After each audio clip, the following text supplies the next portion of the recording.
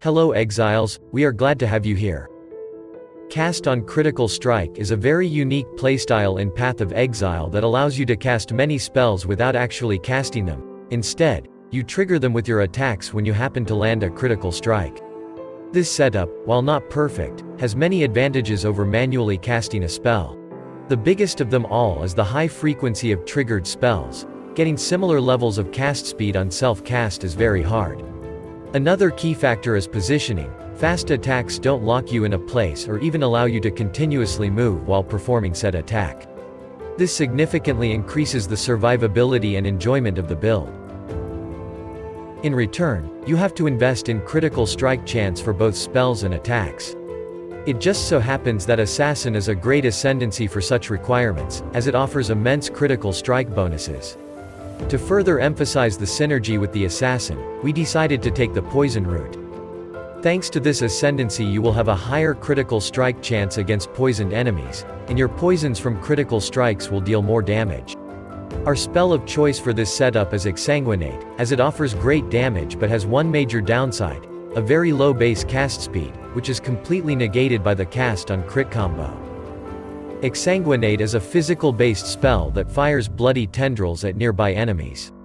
It deals high physical damage on hit, and applies up to 3 stacks of physical damage over time on enemies. This dot is only a small portion of our total damage but greatly covers the usual poison ramp-up time. You can easily reach a decent amount of maximum life with a little bit of energy shield on top of it, high amounts of evasion, and capped spell suppression chance. As an assassin you will take greatly reduced damage as long there are at least 2 rare or unique monsters nearby, which happens almost all the time during regular mapping. Thanks to the chains and auto-targeting, this setup provides excellent clear speed and general smoothness for mapping. Poisons lack upfront burst damage to one-shot a boss, but offer great single-target damage after a short ramp-up. You don't need expensive items to play comfortably with this build, but some investments are recommended to achieve good survivability. A great thing about this build is that there are many cheap uniques that can be used to kickstart the build until you can afford better rare items, but that's not all, as there are also a few uniques that are much better than any rare items in the long run. This overall makes early gearing very easy. Alpha's Howl is a great helmet to begin your journey with. It provides additional levels for your auras and improves their mana reservation efficiency. Cold Iron Point is a really easily accessible dagger that provides an amazing damage bonus by increasing the base damage of your spells. However, you will need to invest some passives into accuracy rating to achieve a 100% chance to hit. Skin of the Lords is a very powerful unique armor that provides both offense and defense. Fortunately, socket colors for our setup are rather unpopular, so you can get them very cheaply. Try to get the call to arms notable to make your enduring cry instant. Azimuth's Gentle Touch are a very strong gloves for every poison-based build. Temporal Chain on hit is a very strong curse even at level 1, and additional explosions are always welcome. Since they cost is rather low, you can try to get useful corrupted implicit such as critical strike chance for attacks or spells. Ungil's Harmony is a very powerful amulet for this build. It grants a lot of critical strike chances, while the downside is not affecting our poisons.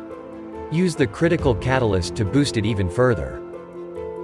Icefang Orbit is a great starting ring that provides a lot of damage and poison chance. Use it if you can't get the poison chance anywhere else. Try to get useful corrupted implicit as a base one is quite bad. Ming's Heart is the best choice if you simply want more damage at all costs. It severely cuts your survivability, but gives a tremendous amount of damage in return. Corrupted Soul granted by Glorious Vanity if it's sacrificed in the name of Doriani provides an enormous amount of energy shield. It also splits half of the incoming damage to your health and energy shield, so you can recover them both at the same time. Balance of Terror is a newly introduced jewel that allows you to apply Wither stacks without using Spell Totem setup, but you will need to remember to recast Despair every 10 seconds. You can get a lot of useful modifiers from the Watcher's Eye, especially the defensive ones, such as life gain on hit or Flasks charges on critical strike. Thanks to the Forbidden Flesh and Flame combo you can obtain a very strong notable from any Shadow Ascendancy. The best pick is the Polymath from Trickster Ascendancy, but it's a bit pricey. You should aim for high amounts of spell suppression on your shield and boots, as it's pretty much unavailable on your other slots. Most of your energy shield comes from Timeless Jewel, but it's nice to have some of it on your gear as well. If possible, get the life regeneration modifiers on all gear pieces you can. You can get similar levels of aura reservation efficiency as Alpha's Howl by using Essence of Loathing on helmets with Eldritch Implicit that grants the same stat. It's especially good if the helmet has useful enchant on it. Simply crafting hits cannot be evaded on a weapon with a fractured damage over time multiplier is already a big upgrade, as you can ignore accuracy requirements. You can also get increased chaos damage there, or boosts to weapon attack speed and base critical strike. On your rare shield, try to get as much spell suppression chance as you can. Other than that, look for life, resistances, regeneration, or open suffix to craft extra chaos damage. On a rare belt, try to get as much life and life regeneration as you can, ideally on the Stygian Vice base. Additionally, seek for lacking resistances or attributes. Rare boots should give you at least 30% increased movement speed and high maximum life. You should also get the remaining spell suppression here. Eldritch modifiers that grant you action speed or cooldowns are both very good here. Your ring slots are rather flexible depending on your budget and the state of the remaining gear. You can opt for basic maximum life and resistances if those are the stats you lack the most, but you can also get a lot of damage through chaos damage or damage over time multiplier modifiers. Rare jewels are a great place to fill your lacking stats such as resistances or attributes. Try to get the maximum life modifier on every rare jewel you get. If you got your resistances covered, you can simply get more damage here. Large cluster jewels provide a lot of physical damage bonus, which improves your poisons and Exsanguinate initial dot. There are only few viable combinations, but they are all rather cheap. Coralito's signature has great synergy with this build, as it grants a lot of dot multiplier to poisons applied with critical strikes. Bottled Faith significantly increases your critical strike chance and overall damage taken by close-by foes. Consecrated Ground also gives you a bit of life regeneration, which is pretty useful. Sin's Rebirth grants you Unholy Might buff, which adds a lot of extra chaos damage for your spells. It also grants immunity to ignites and blinds nearby foes. For your remaining magic flasks, we suggest using Quicksilver Flask with additional attack speed, Life Flask with bleeding removal, and Jade Flask with bonus to evasion rating that should be later replaced by the Bottled Faith. Exsanguinate is your main damaging spell. It fires tendrils that deal physical damage and apply dots at all nearby enemies. You can add extra chains to improve your clear speed significantly. Cyclone is the best attack for this setup due to the very high amount of hits. Also, you can move while channeling this skill, which makes a perfect combination. By socketing this setup in the Skin of the Lords, you can greatly benefit from additional levels to the Empower support. Most of the support gems have their Awakened version available, which makes a great upgrade once you have enough funds to acquire them. Wither applies a stacking debuff on the enemy that increases the chaos damage they take. By using the spell totem setup, you can have reliable uptime on max stacks while you continue cycloning. With the Balance of Terror unique jewel, you can completely remove this setup and simply recast the Despair Curse every 10 seconds. Grace Aura grants you a lot of evasion rating and improves it even further. You can also use the Vol version to improve your spell suppression efficiency temporarily. Herald of Agony gives you a lot of poison chance and improves your damage with them. Use the Divergent quality to boost your poison chances even more. Vitality grants a lot of flat life regeneration which you will need to sustain your casts. Adjust the gem level to your available mana pool. Malevolence gives a huge bonus to your damage over time effects and improves their duration. With Alpha's Howl or Rare Helmet with relevant mods, you won't need the Enlightened support to use all of those auras, which saves a lot of currency and gem sockets. Despair lowers the chaos resistances of cursed enemies. It's best to manually cast it to get the maximum damage effectiveness out of it.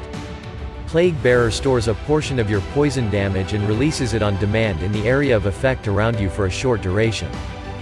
The Withering Step applies a few layers of wither on your enemies and gives you an elusive buff for a short duration. Life Tap support allows you to pay mana costs with your life instead. You want to have as much mana reserved by your auras, so you might need this support to cast your utility spells at all. Whirling Blades performs a quick attack that moves you in a specific direction. It can be spammed, as it doesn't have a cooldown. Enduring Cry can be used to give yourself a burst of life regeneration and generate endurance charges. It also needs Life Tap support to make sure you can use it in time of need. Whirling Blades do not require a lot of mana for single use, but using it in quick succession would quickly drain it out, so we recommend also linking it with Life Tap support. They scale very well with bonus attack speed. Immortal Call reduces all damage taken for a short duration. It scales poorly with levels, so try to keep it as low as possible. Because of that, you can also use the low-level cast when damage taken support to automatically trigger it during hard encounters. Again, Life Tap is used to ensure you can actually trigger it anytime you need it.